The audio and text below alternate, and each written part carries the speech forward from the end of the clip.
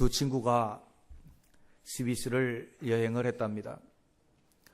스위스를 여행을 하다가 보니까 스위스는 좀 산이 높고 골도 깊고 계곡물이 물살이 상당히 빠른데 경치가 너무 좋아. 그래서 두 친구가 그 경치를 쭉 구경을 하다가 보니까 팻말에 이런 글이 있습니다. 물에 빠진 사람을 구출해주면 5,000달러를 줌.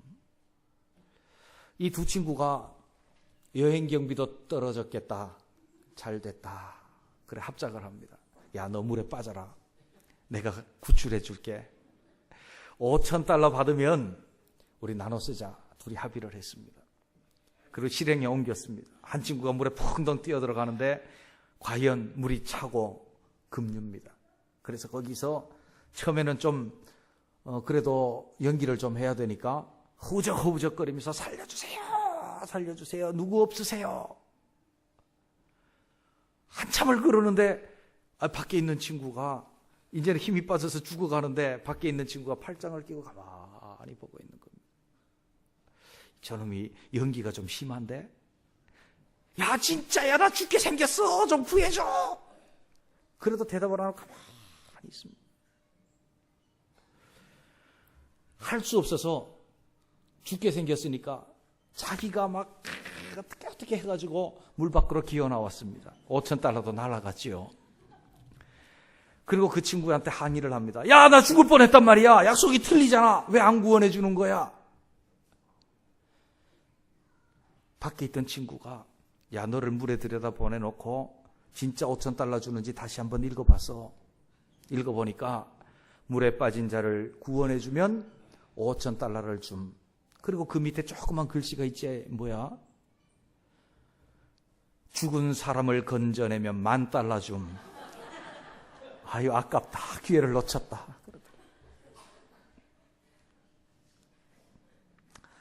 이왕 돈 얘기 나왔으니까 돈 얘기 좀 해야 돼.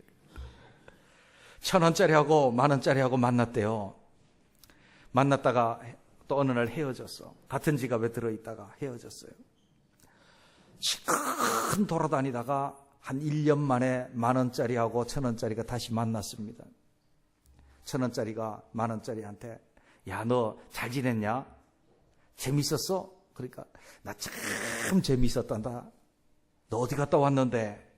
그러니까 나는 카지노도 갔다 왔고 유람선 여행도 하고 또 야구장에도 가고 또 카바레도 가고 노래방도 가고 아주 신나게 나는 잘 돌아다니다가 왔단다. 너는 어때? 1,000원짜리한테 물으니 1,000원짜리가 나야 뭐 맨날 그렇지. 아니 뭔데 맨날 그렇다고 그래? 그러니까 나는 1월 달에도 교회 가고 둘째 주도 교회 가고 셋째 주도 교회 가고 넷째 주도 교회 가고 맨날 교회만 갔다 왔단다. 오늘날 현대 사람들의 삶의 모습을 풍자가 아니겠느냐 그렇게 봅니다. 돈에 따라서 친구도 5,000달러에 죽일 수도 있고 풍자겠죠. 누가 그러겠습니까? 시대의 흐름의 방향들을 말해주는 것이겠죠. 또 돈이라고 하는 것이 가치가 있음에도 불구하고 그 가치를 가지고 의미 있고 참된 데 쓰기보다는 즐기고 또 그것으로 인생을 어떻게 해보려고 하는 그런 생각들을 하고 있는 세태를 풍자한 유머라 그렇게 생각이 됩니다. 여러분들은 오늘날 세태를 무엇이라고 봅니까? 진정한 영성은 큰 소리로 기도하는 것일 수도 있겠지만 진정한 영성은 하나님의 능력을 나타내는 것일 수도 있겠지만 하나님이 원하시는 진정한 영성은 세대를 분별하고 세대를 본받지 아니하고 하나님의 기뻐하시고 선하시고 온전하신 뜻에 자기 자신을 완전히 순종시키는 데 있는 줄로 믿습니다. 오늘날 시대를 무엇이라고 여러분은 생각하고 있습니까? 이 시대를 분별하는 영성이 있어야 되겠는데 특별히 청년 대학부들은 하나님께서 주신 그 날카로운 영성을 사용해서 시대를 분별할 줄 아는 청년들이 되시기를 축원합니다. 그리고 하나님 앞에서 내가 살아야 될 모습이었던가, 하나님의 뜻을 분별할 줄 안다면 이 시대에 승리하는 영성 있는 그리스도인으로 하나님께서 들어 사용하시면서 이 땅을 고치고 이 민족을 살리는데 귀한 도구가 될 수 있을 줄로 믿습니다. 오늘 이 세대를 무엇이라고 이야기할 수 있을까요? 오늘 본문 말씀에 보니까 그리스도의 사도들이 미리 한 말을 기억하라. 그들이 너희에게 말하기를 마지막 때에, 언제입니까? 이 마지막 때가 예수 그리스도께서 승천하시면서 부활하시기 그 전까지를 우리는 마지막 때라고 본다면 신약시대를 살고 있는 우리가 마지막 때를 사는 것인데, 사도들이 미리 이 마지막 때에 어떤 사람들이 일어나리라고 그랬느냐. 첫 번째로 보니까 자기의 경건치 않은 정욕대로 행하는 자가 있을 것이다라고 그렇게 말씀했다는 것입니다. 이 정욕대로 행하는 사람이 일어나고 그 사람들이 대세를 이루는 세대, 오늘날 세대일 겁니다. 이 사람들 성경에서 11절 12절에서 정확하게 경건치 않은 정욕대로 행하는 사람들을 말씀해 주고 계십니다. 11절과 12절을 봅니다. 화 있을진저 이 사람들이여 가인의 길에 행하였으며 싹을 위하여 발람의 으러진 길로 몰려갔으며 고라의 패역을 따라 멸망을 받았도다. 그들은 기탄 없이 너희와 함께 먹으니 너희 애찬의 암초요 자기 몸만 기르는 목자요 바람에 불려가는 물 없는 구름이요 죽고 또 죽고 뿌리까지 뽑힌 열매 없는 가을나무요. 이 사람들을 세 가지 길로 말해주고 있습니다. 경건치 않은 정욕대로 행하는 사람들. 그런데 이 사람들이 지금 세상 사람들을 이야기하고 있는 것이 아니라 교회에 있거나 교계에 있거나 교회 근처에 있거나 자기가 그리스도인이었다라고 이야기하거나 현재도 그리스도인이라고 이야기하는 사람들 중에 경건치 않은 정욕대로 행하는 사람이 있을 것이다. 누구냐? 가인의 길을 따라 행하였으며. 첫째, 가인의 길이죠. 가인이 무엇을 했습니까? 가인과 아벨이 하나님 앞에 제사를 드립니다. 아벨은 믿음으로 제사를 드렸고 가인은 그렇지 못하여서 하나님께서 아벨의 제사를, 그리고 아벨을 연락하셨고 가인과 가인의 제사는 연락하지 아니하였습니다.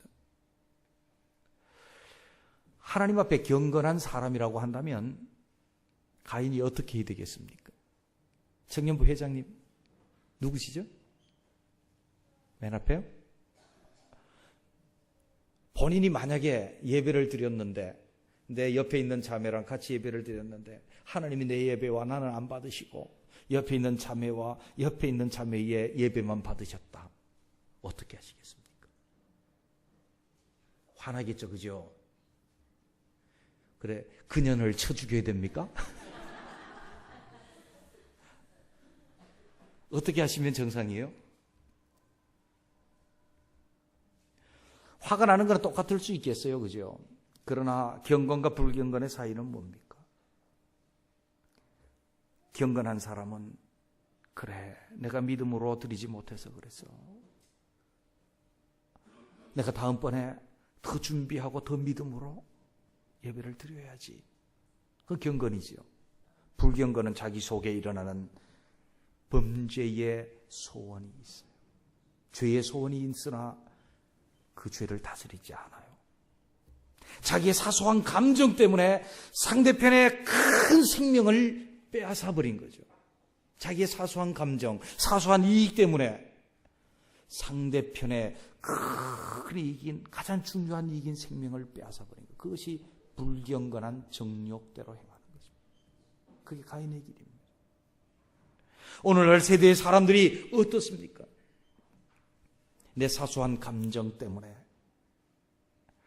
다른 사람에게 큰 위해를 가하고 복수를 행하고 내 사소한 감정 때문에 교회 공동체에 큰 이익을 회하고 그러는 불경건이 일어나고 있지 않습니까? 특별히 교회 내에서 그런 일은 별로 없습니다만은 교계의 주변에 있는 사람들 무엇을 따라 움직입니까? 사소한 자기 이익을 따라서 움직입니다. 하나님의 나라와 공동체와 다른 사람을 염두에 두지 않아요. 그것이 자기의 정욕대로, 불경건한 정욕대로 행하는 것인데 이런 사람들이 일어나리라. 두 번째로 어떤 사람들이 경건치 않은 정욕대로 행하는 사람이었습니까? 발람의 어그러진 길로 행하였으며, 발람을 기억하고 계시죠? 선지자였습니다. 이방 선지자지만 하나님을 잘 알고 있었습니다. 발락이 와서 이스라엘을 저주해 주라. 안 돼. 하나님이 허락하지 않아. 돈을 싸다 줍니다. 돈 보따리를 갖다 안깁니다. 저주하러 가는데 당나귀가 그를 책망을 하고, 그럼 포기를 해야 되지요. 근데 돈을 자꾸 갖다 주니까 결국에는 나는 저주할 수 없지만 이스라엘로 범죄하게 하면 이스라엘 저절로 무너져. 가르쳐줬죠. 그게 발람의 길입니다. 뭐를 위해서? 돈을 위해서 자기의 옳다라고 생각하는 것을 저버리는, 싹쓸 위하여 발람의 길로 몰려갔으며 돈이 그 사람을 움직이는 원동력이 됩니다. 성경은 분명히 돈을 사랑함이 일만하게 뿌리가 되나니 수많은 사람들이 이것 때문에 믿음에서 떠나 자기를 찔렀도다. 많은 근심으로 자기를 찔렀도다. 주님 말씀하시기를 부자가 천국에 들어가는 것이 낙타가 바늘 끼러 들어가는 것보다 어렵다. 우리는 분명히 깊이 생각해야 하고 깊이 그 의미를 깨달아야 함에도 불구하고 돈 때문에 움직이는, 싹 때문에 움직이는 발람의 길을 가고 있는 자들도 있다. 여러분 뭐 때문에 움직이십니까? 제가 어릴 때는 주보에 항상 찍어놨어요. 하나님 중심, 말씀 중심, 교회 중심. 그래서 제 중고등부 다닐 때는 우리 목사님이 저보고 교회 중심 생활해야 된다. 학교 가기 전에 예배당에 들러서 기도하고 학교 갔다가 올 때에 집에 갈 때 잠깐 기도하고 가라. 그래 철칙으로 알고 그렇게 지키다. 교회 중심으로. 이사 가는 것도 무조건 교회 가까운 데 있어야 된다. 저희 교회도 옛날 어른들은 이사를 못 갔어요. 그때 강남으로 한참 갈 때 붐이 있는데 목사님이 교회 근처에 있어야지 어디를 가? 그럼 못 갔어요. 오늘날 교인들은 다 그냥 저기 일산도가 있고 저기 기흥도가 계시고 양평도가 계시고 저 북쪽으로는 전곡까지 다 가셔가지고 우리 교회 교구가 얼마나 넓은지 몰라. 여기도 그렇죠? 예, 여기도 그러실 거예요. 얼마나 넓은지 몰라요. 신방 다니기 힘들지만 힘들어서 소리도 못해. 그분들은 매주 오는데 교회 중심은 아닌 것 같아. 왜 가셨습니까? 삶 중심이죠. 집 하나 사야 되니까 그렇게 해서 갔고, 직장 따라서 갔고,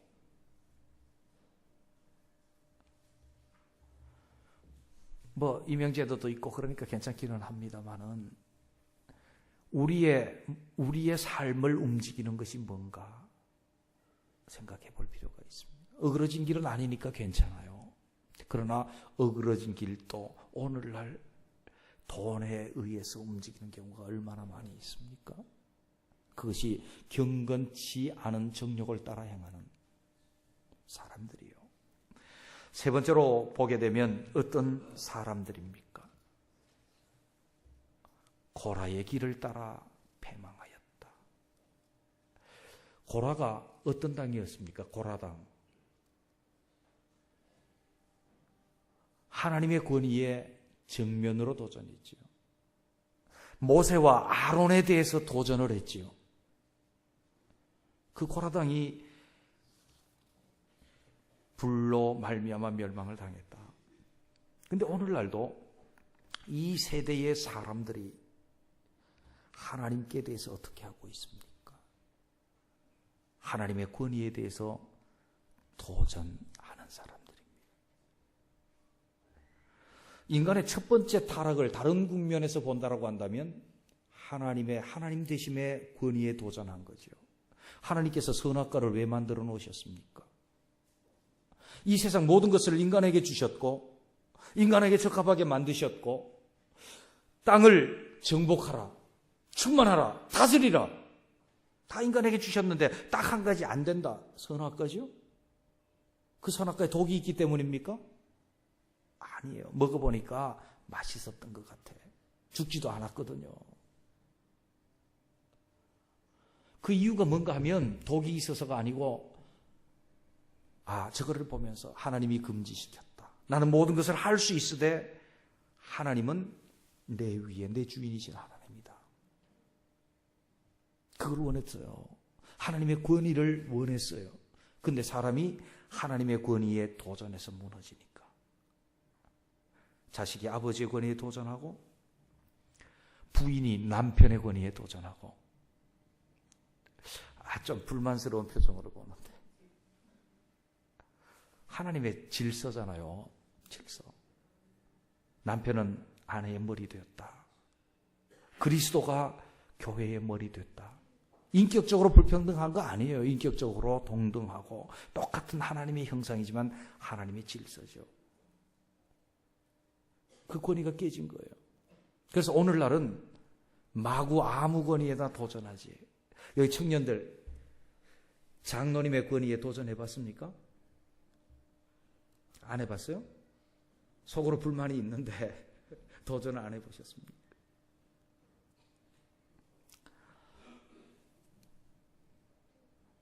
우리 교회 집사님들이 교회에서 오래된 교회니까 장로님들하고 같이 자랐어요.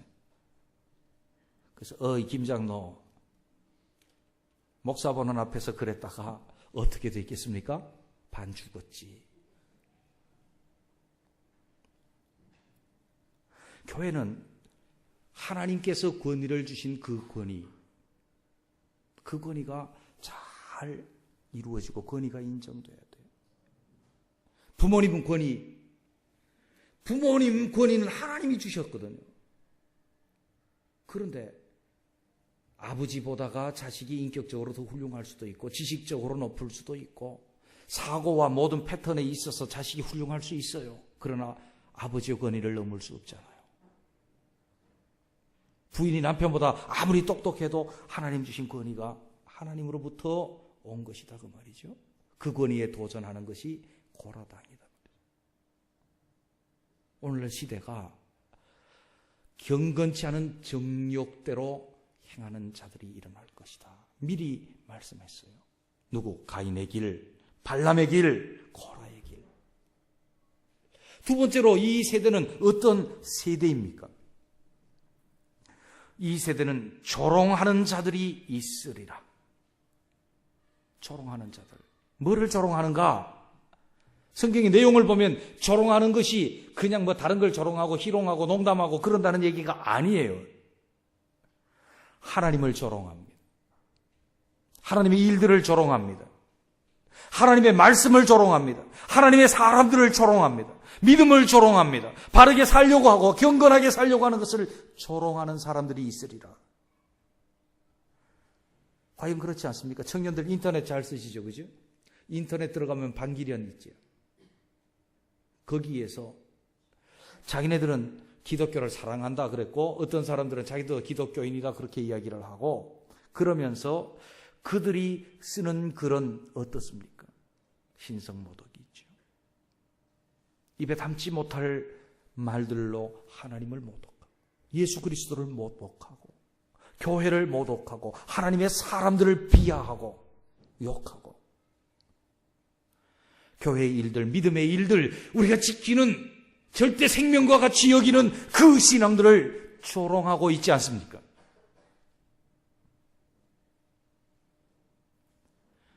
그것이 너무나도 당연한 일입니까? 아닙니다. 우리가 완벽하지 못하기 때문에 많은 약점을 가지고 있는 사람들이 기독교인이요. 교회도 완전한 교회가 아니기 때문에 주님이 오실 때까지는 이런 문제 저런 문제를 안고 있을 것입니다. 그런데 그 문제를 빌미로 조롱하는 자들이 일어나리라. 비아냥거리고 조롱하고 신성을 모독하는 일들. 이것이 이 세대에 미리 예언되었던 말씀이다 그 말이에요. 청년들 쪽에서는 더 심각하지 않습니까? 세대가. 사실 제가 어릴 때 교회에서 신앙생활할 때는요, 굉장히 순진했지 않습니까? 우리 목사님 화장실 갔다 오는 걸 보고 내가 충격받았거든요. 야, 목사님이 화장실을 다 가시네. 그리고 목사님이 뭐 말씀하시면 그 옳고 그름을 따지지 않고 하나님처럼 이랬거든요.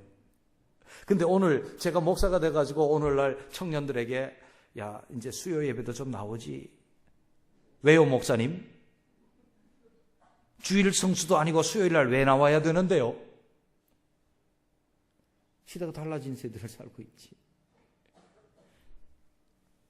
그리고 우리가 너무나도 당연시 여겼던 것, 예수 믿으면 11조 해야 돼? 당연했죠.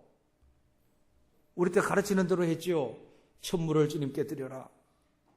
월급 타서 첫 번째 월급 하나님께 드렸고 11조 꼭 의문을 달지 않았어요. 성경에서 그대로 했죠. 있는 대로. 오늘날 수많은 조롱하는 자들의 글에 왜 11조를 해야 되냐고 그래요. 그래서 제가 목사인데 이렇게 해서 성경의 원리입니다. 글을 올렸더니 뭐 별일을 다 써놨어. 그리고 대답하래. 그래서 제가 이랬죠. 나도 예수님 방식으로 나도 한마디 묻겠다. 왜 11조 안 해야 되는데요? 잘 들어보세요. 왜 11조 해야 되냐고 나보고 따져들어요. 그래서 내가 반대로 물었어요. 예수님처럼. 왜 안 해야 되는데? 왜 안 해야 됩니까? 혹시 여기 조롱하면서 11조 왜 해야 되냐고 우기는 분이 있다면 제가 한번 물어볼게요. 왜 안 해야 되는데요? 안 해야 되는 이유는 단 한 가지. 아까워서 못하는 거지. 왜 안 해야 되나? 안 해야 될 이유가 없어요. 저는 예수 믿고 나서 11조 아니라 내가 다 드릴 수 있다면 내 전체를 드리고 싶었어요. 다르잖아요. 될 수만 있으면 안 하려고 하는 것보다 될 수만 있으면 하려고 하는 것이 주님 사랑하는 모습 아닌가요? 그런데 이 사람들, 그 다음 단계가 뭡니까? 19절에 보면 이 사람들은 뭐를 일으키는 자다? 분열을 일으키는 자며 맨날 싸우는 사람들이다 그 말이지. 어디로 가든지 다툼이 일어나 평온이 없어요. 화평케 하는 자는 복이 있나니 저희가 하나님의 아들이라 일컬음을 받을 것이요. 이게 그리스도인의 모습이라면 맨날 가면은 그래가지고 싸운다고. 청년들 중에도 이거 있어요? 왼손? 그래 싸우고 분열을 일으켜. 오늘날 한국교회 신학적인 문제, 신앙적인 문제로 교파가 있을 수 있지만은 지금 교파가 얼마나 되는지 알아요, 여러분요? 제가 신학을 시작하려고 했던 80년대 말에 대한예수교 장로회라고 이름만 붙은 걸 보니 공문공부에 가서 보니까 158개 교단이 있더라고요. 거기는 별다른 신학적인 차이가 별로 없는 데 아닙니까? 다 교권과 이니셔티브를 쥐기 위한 싸움이었다는 걸 알아야 됩니다. 예수님 당시에도 바리새파, 사두개파, 에세네파 뭐 많았죠. 헤롯 당들, 열심당들. 그 이후에 고린도 교회도 보니까 별당들 다 있었습니다. 아볼로당도 있었고 바울당도 있었고 게바당도 있었고 이것저것 없는 사람은 나는 그리스도당이다. 육에 속한 자라고 그렇게 말했죠. 오늘날 우리 교계와 교회 변두리와 핵심적이지 아니하는 신앙의 모습 속에서 모두 다 발견할 수 있는 것 아니냐 그 말이에요. 경건치 않은 정욕대로 행하는 것과 조롱하는 행위들과 분열을 일으키고 싸우는 행위들, 그 원인이 어디에 있습니까? 19절 하반절에 보니까 육에 속한 자며 성령이 없는 자니라. 그렇구나. 교회 주위에서 교회를 개혁한다고 소위 반기련 거기에 같이 동조하는 사람들 가만히 말은 맞고 이런 논리 저런 논리 이런 말 저런 말 다 하는데 가만히 들여다보니까 육에 속한 자며 뭐가 없는 자라? 성령이 없는 자라. 자기의 못된 정욕대로 행하면서 경건치 못한 정욕대로 행하면서 조롱하는 자, 가만히 들여보니까 뭐가 없어요? 성령이 없어. 구원받지 못한 사람이다 그 말이에요.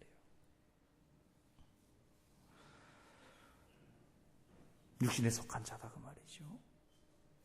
심지어 고린도 교회는요, 수많은 은사 가운데 있는데 당을 짓고 싸워야 올 탐을 인정받으니 어찌 너희가 육에 속한 자라 아니하리요. 그렇거든요. 우리 장로님들 옛날에 신앙생활 하실 때하고 지금하고 달라진 모습들이 어떤 거라고 생각하십니까? 우리 의식 속에서부터 말이죠.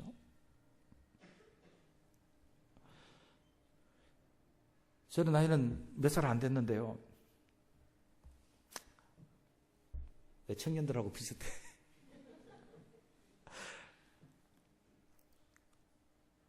권사님 맞죠? 그죠? 60 안 됐기는 매 마찬가지니까. 그런데 어릴 때부터 교회에서 이렇게 쭉 자라오면서 내가 생각하고 내가 믿어왔던 모든 것들이, 그리고 교인들의 모습들이 많이 달라졌어요. 어디로 달라졌는가 하면 이 세태의 모습으로 달라졌다고요. 세상도 그러하고 교회 주변도 그러해요. 이런 시대 때 우리는 어떻게 살아야 할까? 옛날에 목사님들 교회에서 목회하기 상당히 편했는데 지금 상당히 쉽지 않아요.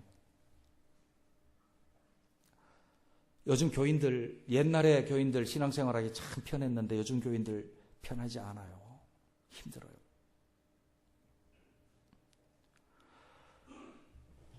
신세대를 살고 있는 청년들, 옛날 청년들, 제가 청년일 때 교회 다니는 거 그렇게 어렵지 않았어요. 제가 초등학교 때 교회 다닐 때 옆집에 아저씨가 저를, 믿지도 않은 아저씨가, 야 태호야 교회 가라. 왜요? 교회 가면 착해진단다. 가라 떠밀어서 보냈거든요. 청년 때에, 제가 대학 다닐 때에 우리 학교가 옆에 가까웠기 때문에 야 교회 가자.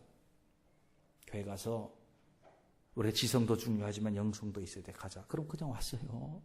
오늘날 그래요? 무척이나 어려워요. 교회 다닌다는 말 자체가 그 사람들에게는 욕할 소재가 된다는 거죠. 이 교회도 보니까 전도를 열심히 하고 계시는데 우리 교회 전도 열심히 하거든요. 전도하러 나가면 벌써 7, 8년 전만 해도 전도 잘 했거든요. 근데 최근에 한 1, 2년 동안에는 이런 얘기를 들어요. 아직도 예수 믿는 사람이 있어요? 다 거짓말 아니에요? 판명된 거 아니에요? 이거를 그냥 확 때릴 수도 없고 그런 시대가 됐다고 말이죠. 얼마나 어려워요. 이런 시대에 청년들로 살기가 쉽지 않지. 그리스도인으로 살기가 쉽지 않죠. 그래서 위축되고, 그래서 쭈그러들고 숨고. 아니요. 주님은 우리에게 그렇게 말씀하신 적이 없습니다. 시대가 어두울수록 빛은 밝은 줄로 믿습니다. 청년들은 우리 주님과 함께 한다고 한다면 능히 이 땅을 고치고 이 민족을 살리는 위대한 자들이 될 수 있을 줄로 믿습니다. 내 힘으로는 못하지만 우리 하나님은 하시기를 원하는 거예요. 우리 하나님 앞에 인정만 받는다면 말이죠. 하나님 앞에 어떻게 인정받으며 살 수 있을까요? 첫 번째 보니까 사랑하는 자들아 너희는 너희 자신을 지극히 거룩한 믿음 위에 자신을 세우며 너희의 지극히 거룩한 믿음 위에 자신을 세우며 성령으로 기도하며 거룩한 인생을 세우라는 겁니다. 거룩한 인생을 세우래. 인생의 목표가 뭐냐? 한남동도 이쪽 지역도 이제 지금 개발하잖아요. 그죠? 야, 어떻게 잘 해가지고 아파트 큰 거 하나 해가지고 한번 살아볼까? 이게 꿈이면 곤란해. 그리스도인의 꿈으로 이거 곤란한 거예요. 어떻게 잘 먹고 잘 살아볼까? 곤란한 거예요. 청년들 잘 들어보세요. 우리나라 30, 40대들한테 이제 그 설문조사를 했어요. 네 꿈이 뭐냐? 1등 한 게 뭔지 아세요? 놀고 먹는 게 꿈이에요. 어떻게 한탕 잘해가지고 고생하지 않고 편안하게 놀고 즐기며 먹는 거, 그것이 30, 40대의 꿈이라니까요. 우리나라가 무슨 소망이 있냐고 말이에요. 여기도 혹시 그런 꿈꾸는 사람이 있으면 손 들어봐요. 손 들라 그러니까 창피하지. 발가락만 꼼지락꼼지락. 그리스도인의 꿈이 세상 사람들하고 똑같아. 내가 생각하는 게 큰 아파트. 오늘 교회 와갖고 아파트 이야기한 사람 발가락 꼼지락꼼지락. 시작.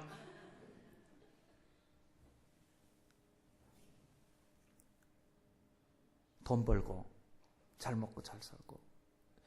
저희 부모님들이 저를 교육시킬 때 얼마나 어려운 시대를 살았습니까? 저에게 항상 이야기한 게 판사되라 그래서 왜 그랬는지도 몰라요. 저는요. 그래서 판사 되려고 꿈꾸고 법대까지 들어갔다가 나온 사람이요. 왜 그랬는지도 몰라. 그 속에는 진정한 비전과 꿈이 있는 게 아니고 내가 고생하고 힘들었으니까 내 아들은 출세해서 잘 먹고 잘 살아야 된다고요.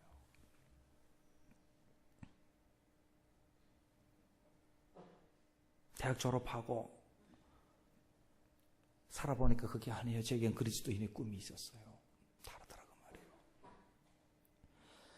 그리스도인의 진정한 꿈은 거룩한 인생을 세우는 데 있는 줄로 믿습니다. 교회에 두 가지 목적이 있다면 하나는 구원하는 거예요. 하나는 성화시키는 것 아닙니까? 목사님 여기 목회를 하고 계시지만 목사 다 똑같아요. 어떻게 하면 죽어져가는 영혼 구원할 건가? 구원받은 영혼 어떻게 하면 하나님의 사람으로 세워나갈 건가? 그것 빼고 뭐가 있냐 그 말이에요. 여러분들이 진정 이러한 세대 가운데서 제대로 된 그리스도인으로 하나님의 인정을 받고 하나님께서 들어쓰고 하나님께서 세상을 변화시킬 수 있는 위대한 영향력 있는 사람들로 세우기 위해서 청년들뿐만 아니라 우리 모두들 말이에요. 우리 인생이 바뀌어야 돼요. 뭔가 하면 거룩한 믿음 위에 내 인생을 세우는 거예요. 여기서 세운다라고 하는 말이 건축한다 그 말이거든요. 건축한다 뭐를요? 건축 어떻게 해요? 오늘날 시대는 뭐 거푸집 만들고 하지만은 로마 시대 때에 그 이전 시대 말고요. 로마 시대 때에 건축의 대표적인 건축 양식이 뭐죠? 건축가 나오신 분 없습니까? 제가 그 터키, 그리스 또 로마 이쪽으로 가봤더니 그때 당시의 건축법은 벽돌이더라고요. 벽돌. 이런 벽돌. 싸가지고 짓더라고요. 세우며 인생의 집을 세우는데 어떻게 세웁니까? 거룩히 벽돌을 쌓듯이요. 거룩히 벽돌을 쌓듯이. 우리는 원래 거룩하지 못한 사람들이에요. 거듭나는 순간 그 순간서부터 조심스럽게 삐뚤어지지 않게 무너지지 않게 우리의 거룩의 벽돌 하나하나 쌓으면서 거룩한 인생을 설계하고 세워나갈 때에 진정한 영성을 지닌 자로 하나님이 들으셔서 이 땅을 고치고 이 민족을 살릴 수 있게 만들 줄로 믿습니다. 우리는 성전입니다. 성전으로 지어져 가고 있습니다. 우리 개인이 성전으로 지어져 가며 주님의 몸을 세우는 것입니다. 우리는 오늘도 우리의 거룩의 인생을 세우기 위해서 어떤 벽돌을 어떻게 쌓고 올려놓으셨습니까? 혹시 시간의 흐름 속에, 무의식의 흐름 속에 우리를 방임하고 내팽개치지는 않았습니까? 우리의 관건은 토익 성적 몇 점 더 받는 것 아니고, 어떤 주식을 사느냐 그것도 아니고, 어떤 땅을 사느냐 그것도 아니에요. 하나님이 우리에게 주시려면 하나님의 세계는 광활해요. 중요한 것은 내가 한순간 한순간 하루하루 거룩의 벽돌로 우리 인생을 설계하고 세워나가야 합니다. 주말이면 무엇을 할까 고민하는 사람들이 있어. 술친구 불러내서 술을 마실까, 등산을 갈까, 낚시를 할까. 온통 거기에 빠져 있는 것이 아니라 더 크면 어떻게 해외여행 한번 갔다 올까. 여행 갔다 오면 자꾸 가고 싶어 병들어. 눈은 만족감이 없어요. 모든 것에서 우리의 거룩의 벽돌을 쌓아갈 수 있는 우리 모두가 되시기를 주의 이름으로 축원합니다. 청년대학부도 마찬가지. 탁 쌓아가야 돼요. 얼마나 거룩해지느냐가 관건인 거죠.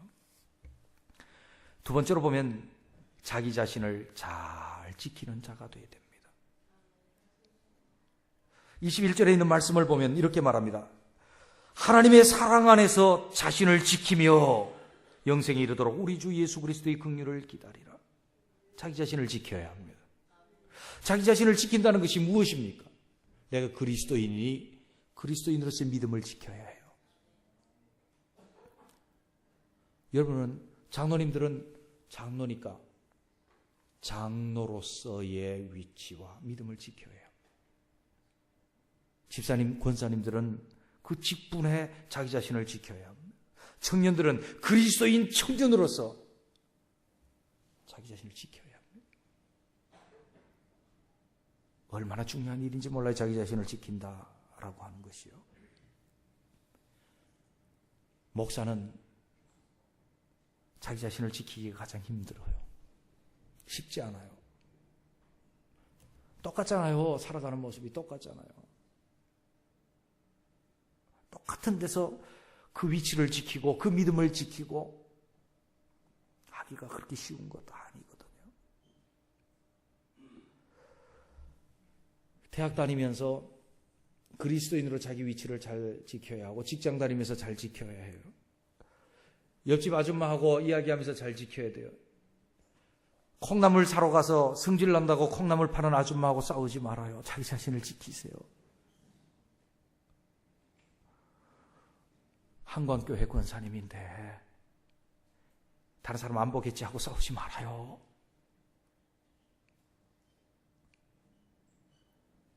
한광교회 장로님인데 믿음에 있어서 최고의 본을 보여야 되죠. 최고 자기 자신을 지켜야지. 한광교회 청년인데 세상 나가가지고 그 자리를 지켜야지. 주님의 사랑받은 자인데 주님께서 날 위해 피값 주고 나를 사셨고 나를 위해서 피 흘리셨고 피 묻은 손을 내밀면서 우리를 붙잡고 계시는데 우리 자신을 지켜야지. 어떻게 지킬 수 있습니까? 하나님의 사랑 안에서 지키라. 하나님의 사랑 안에서 지키라. 하나님의 사랑이 내게 충만하고 하나님의 사랑이 내게 있는 한에는 우리 자신이 지켜지는 줄로 믿습니다. 저는요, 어릴 때는 꽤 부유한 집안에서 막내 아들로 태어나갔고요. 제 아버지가 50이 넘어서 난 아들이거든요. 얼마나 귀염 받으면서 자랐겠어요? 근데 제가 자라서 중학교 다닐 때 우리 집이 도산을 했습니다. 부도난 거죠. 그래서 인천으로 왔어요. 시골에서 인천으로 왔는데 갑자기 가난해지지. 조그만 방에 6 식구가 바글바글 살지. 도대체 내 속에 감수성 예민한 청소년기에 속에서 막 불이 올라올 때가 많아요. 억눌린 감정이 막 어디에 폭발하고 싶어요. 그래서 어느 날 누구 때려 패버릴까 그런 생각도 들고 확 사고를 쳐버릴까 가출해버릴까 별 생각 다 해야 돼. 근데 그렇게 하지 못한 이유가 하나 있어요. 우리 어머니가 저를 보고 아들을 얼마나 잘 아는지 내 마음에 그런 게 있는 걸 알아요. 그리고 우리 어머니가요, 내가 학교에서 돌아올 때쯤 되면 버스 정류장에서 어김없이 저를 기다렸어요. 아들임에도 불구하고 남자이니까, 여자이면 몰라도 남자인데 막 내가 사고치고 다른 데로 가고 싶은 생각이 날 때에 어머니가 생각나요. 그 어머니의 사랑이 생각나요. 그 어려운 상황 속에서 저를 뒷바라지하고 제게 소망을 두고 그렇게 와서 기다리는 어머니 때문에 사고치고 싶어도 못 쳤고 탈선하고 싶어도 못했고 나 자신을 지켰어요. 그 이후에 제가 주님을 만났습니다. 고등학교 다닐 때 주님의 그 사랑을 알았습니다. 그 뒤에도 제 속에는요 불덩어리 같은 것도 있었고 청년의 시절을 보내면서 저는 좀 파란만장한 사람입니다. 20대 초반에 금융사업을 해서 돈 많이 벌어보기도 하고 부도나기도 하고 그때 당시에 사업을 한다 그럴 때는 접대 문화가 또 많이 있었잖아요. 그런 데서 많은 유혹도 받아보고 그럴 때마다 주님이요 저를 위해서 십자가를 지신 그 주님의 사랑이 저를 지켜줬어요.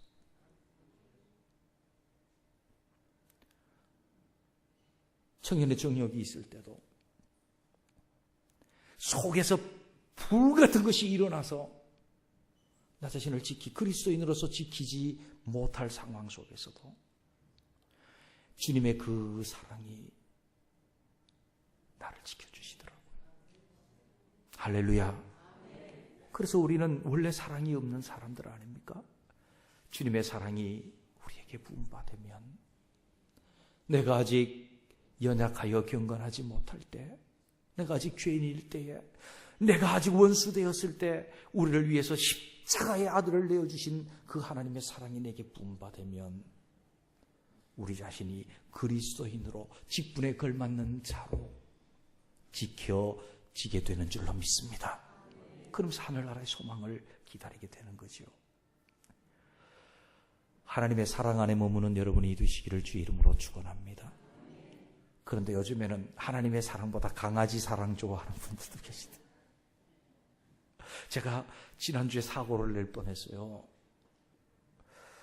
횡단보도 앞에 서 있다가 신호가 바뀌길래 출발을 했는데 어떤 아주머니가 강아지를 하나 안고 신호가 바뀐지도 모르고 들어온 거예요. 급제동을 해서 사고는 안 났습니다만은 왜 강아지를 그렇게 사랑하는지 모르겠어요. 강아지 사랑은 나쁜 거 아니에요. 정서적으로는 괜찮은 거예요. 그런데 문제는 뭔가 하면 그 강아지를 그렇게 사랑하게 된 이유가 다른 데 있다는 거예요. 저 아는 분이, 저랑 아주 친한 분이 있어요. 이분이 하는 얘기가 내가 50이 넘어가고 중년이 되니까 세상에 사는 재미가 없대. 집에 들어가니까 무슨 마누라가 웃어주기를 해. 같이 소근소근 잠을 잘 자주기를 해.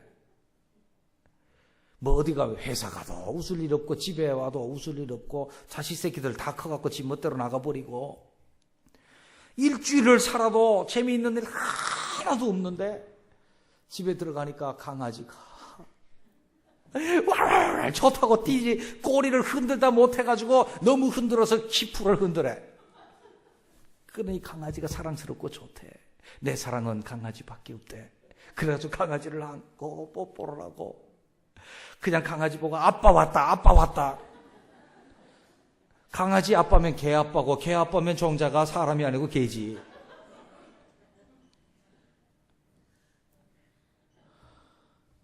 무슨 사랑에 살아요? 개 사랑에 살아, 개 사랑에.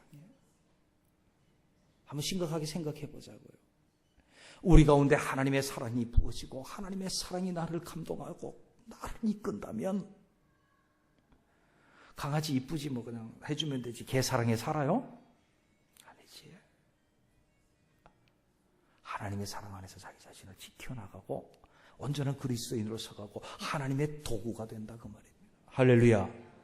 특별히 청년들은 그 하나님의 사랑을 알고 자기 자신을 하나님의 도구로서 이 땅에 위대한 그리스도의 영향력을 가지고 이 땅에 그리스도의 계절이 오게 하는데 쓰임 받을 수 있도록 자기 자신을 지킬 수 있는 자들이 되시기를 축원합니다.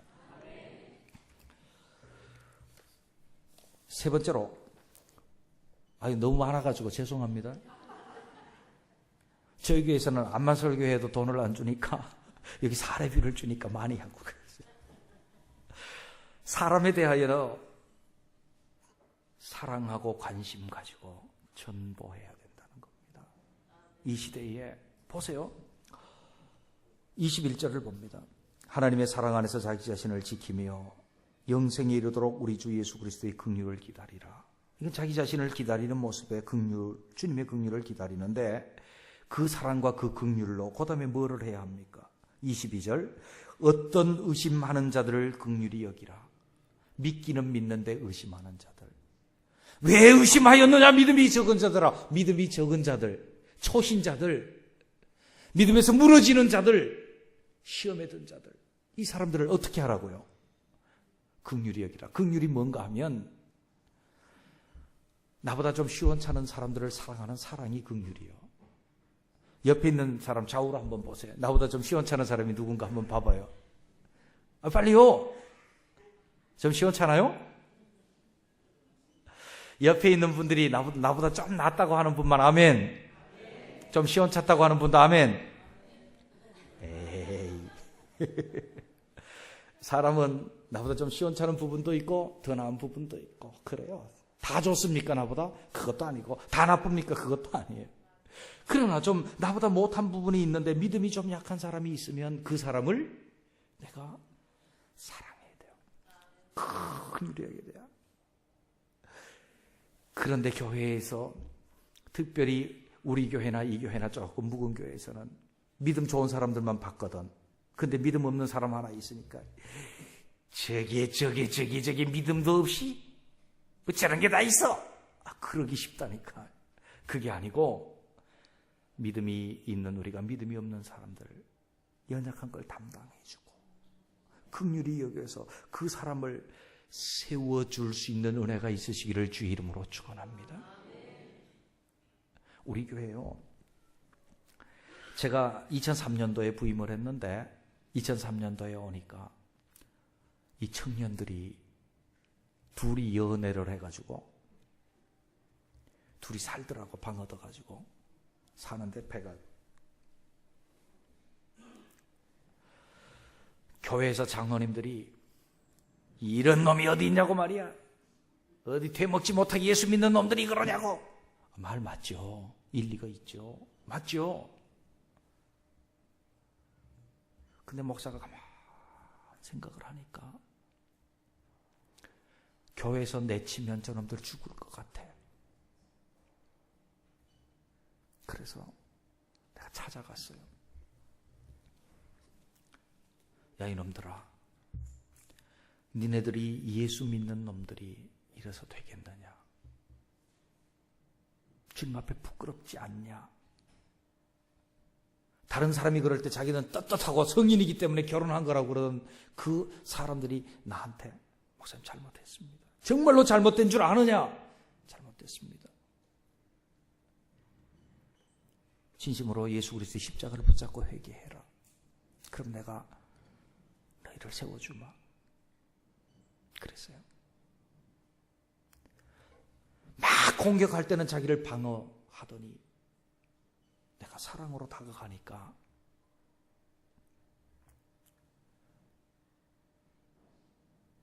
마음을 열고 주님 앞에 눈물로 회개했어요. 장로님들한테 설득을 했습니다. 이 사람들을 내치면 죽습니다. 우리가 형의 심장으로 탕자를 내치는 것이 아니라 아버지의 심장으로 받아주어야 합니다. 그리고 받아주었어요. 얼마 있다가 그 아버지가 목사님인데 강렬한 반대 속에 제가 전화를 드리고 이래서 결혼식을 했습니다. 결혼식하고 오는 놈을 내가 그런다고 네 죄가 덮이는 것 아니야. 십자가밖에 없어. 알았습니다. 그 다음에 제가 집사로 임명을 했습니다. 반대 속에서 집사로 임명을 했습니다. 근데 얼마나 주님의 은혜를 알고 신실하게 신앙생활을 하는지. 얼마 되지 않아서 우리 교회 최연소 안수 집사가 됐습니다. 그다음에 안수 집사로 만족하지 못하고 신학교 간다고 주님의 은혜를 알고 주님께 헌신을 했습니다. 믿음이 연약한 자들이요, 내치지 마십시오. 불쌍히 여기십시오. 탕자의 형은 누구나 될 수 있지만 탕자의 아버지는 누구나 될 수 없습니다.